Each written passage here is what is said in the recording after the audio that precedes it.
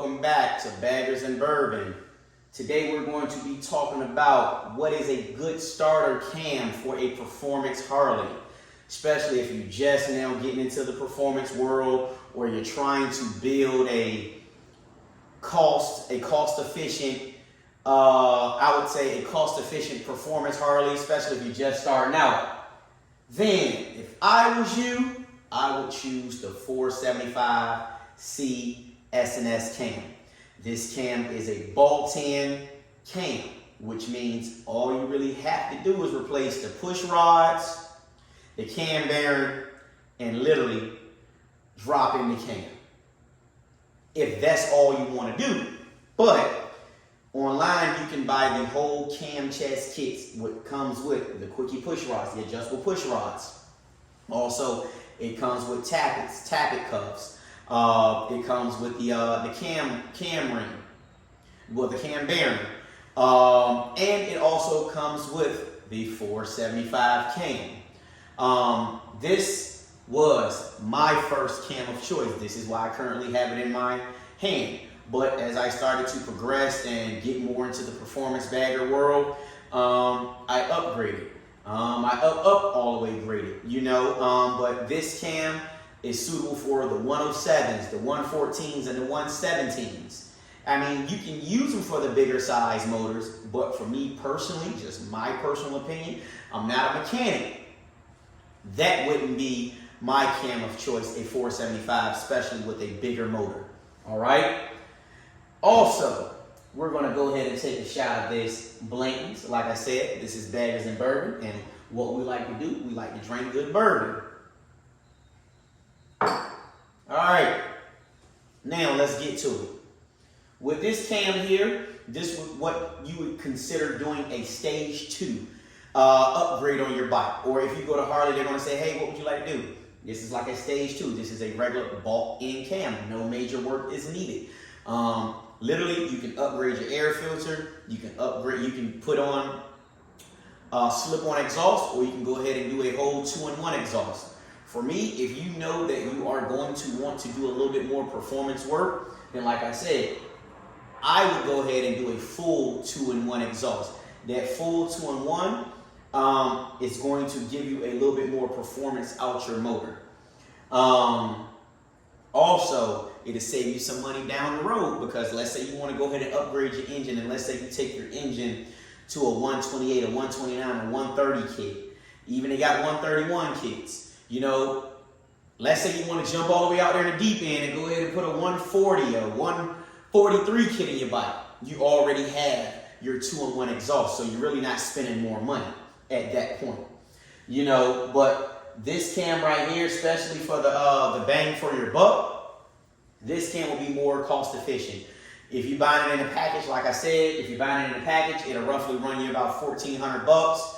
A good exhaust will run you starting from between $1,200 all the way up to $3,000, depending on what type of exhaust you want to use. Whether you want to go Chrome Works, whether you want to run a Trads, whether you want to run a D&D, whether you want to run a Bassani, or you want to jump out there and get an HPI, or you want to jump out there and get a Thunderheader, or if you want to jump out there and get a Burns exhaust.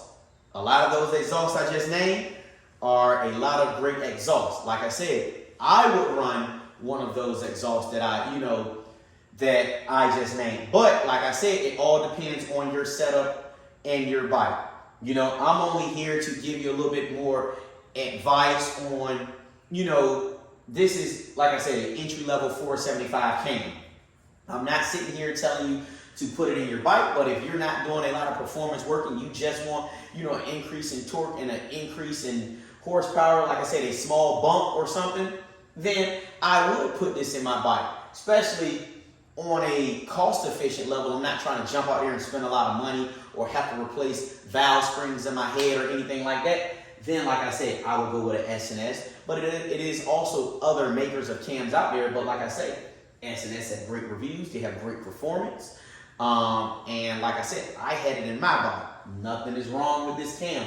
Like I said, you're going to see when you pull your original stock cam out your bike, whether you're running a 107, 114, or 117, these are what you call the cam lobes. Your lobes on your stock cam bearing is going to be a lot smaller than, like I say, some of these lows. And then these are, like I said, they're a little bit bigger.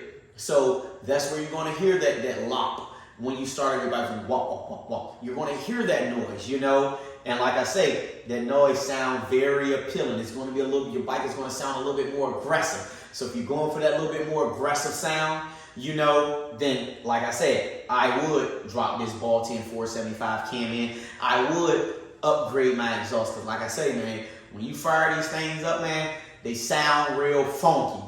And it's going to give you a great feeling, especially when you're pulling up to a bike event or pulling up to a Harley Davidson. You got other guys standing out there and your bike pull up and you can hear that thump from a distance. And, it's going to bring you a little bit more joy because, like I say, the guys are going, hey, man, what you running in your bike? Hey, look, this is what I'm running in my bike. A lot of guys that's doing a lot of performance builds, they don't want to tell you what's in their bike, especially the ones that's out here doing a lot of grudge, they're racing their Harleys.